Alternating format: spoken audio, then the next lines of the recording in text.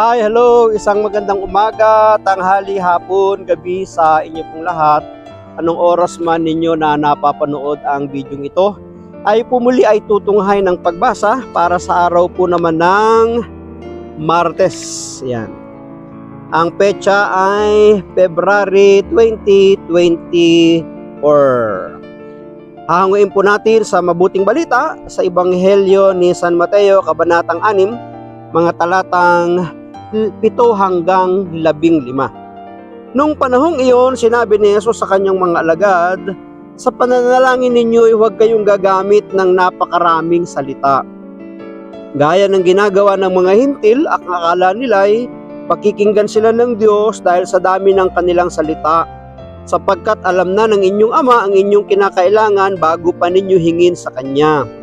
Ganito kayo manalangin, Ama naming nasa langit, sambahin nawa ang pangalan mo, ikaw nawa ang maghari sa amin, sundin nawa ang iyong kalooban dito sa lupa tulad ng sa langit. Bigyan mo kami ng pagkain kailangan namin sa araw na ito, at patawarin mo kami sa aming mga kasalanan tulad ng aming pagpapatawad sa mga nagkakasala sa amin, at huwag mo kaming iharap sa mahigpit na pagsubok, kundi ilayo mo kami sa masama. Sapagkat iyo ang kaharian at ang kapangyarihan at ang kapurihan magpakailanman. Amen. Sapagkat kung pinatatawad ninyo ang mga nagkakasala sa inyo, patatawarin din kayo ng inyong Amang nasa langit. Ngunit kung hindi ninyo pinatatawad ang mga nagkakasala sa inyo, hindi rin kayo patatawarin ng inyong Ama. Pagpalain po ng Diyos ang pagkabasa ng Kanya pong mabuting balita. Ang refleksyon or pagsasadiwa ay hahanguin po natin sa Aklat ng Simbahay 2024. Sapagkat alam na ng inyong Ama ang inyong kinakailangan bago pa ninyo hingin sa Kanya. Tingnan po ninyo, ito'y isang assurance ng Panginoong Hesus sa Kanyang mga tagasunod, sa Kanyang mga alagad, na bago pa lamang tayo lumapit sa trono ng Diyos, bago pa natin sabihin, bigkasin ang mga bagay na kailangan natin, alam na ng Diyos. Alam na niya kung ano ang iyong suliranin. Alam niya kung ano yung iyong pangangailangan. So ang ibig sabihin, ang kailangan lang, ipagkatiwala mo, yung paglapit mo ay kanyang matutugunan. Napakaganda ng panalangin itinuro ng Panginoon sa atin. Masasabing kumpleto ang nilalaman. Totoo kumpleto yun, yung acts. Ano ba yung acts?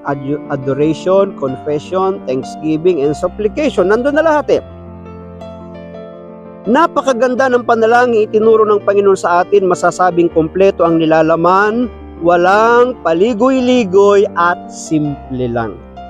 Ang panalangin ito, ang Ama namin, ay isang pamana sa iglesia at nakatimo na sa puso ng lahat ng mga mananampalataya. Nagpapakita ito ng relasyong nais ni Jesus na magkaroon tayo sa Diyos. Totoo yun Yung pagbanggit ng Ama namin para sa kanila, sa mga Hudyo, sa mga Israel. Bawal na tawaging Ama ang Diyos sapagkat nirerespeto at ginagalang nila ito, isang dakilang makapangyarihan. Hindi nga sila karapat-dapat na humarap. Pero pagdating kay Jesus, ang kanyang banggit ay Ama.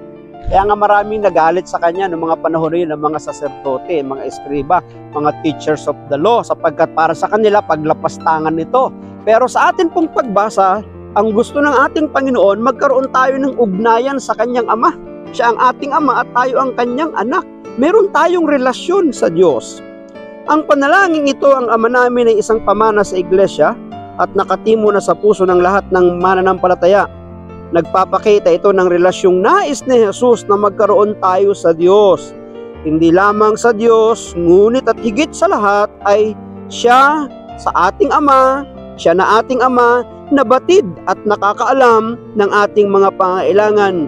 Batid ng ating kailangan bago pa natin hingin. Batid niya na ito dahil sa pagmamahal niya sa atin. Dahil sa pagmamahal niya sa iyo at sa akin, batid, alam.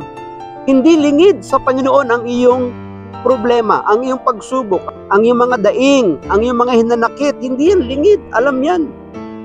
Hindi lang din siya Ama ng isang tao, Ama natin siya ay Ama ng lahat ng tinubos ng kanyang anak. Dahil dito, tinatawag at hinahamon tayong maging magkakapatid na nabubuhay ng may pagdamay at pagmamahal. Yan yung hamon.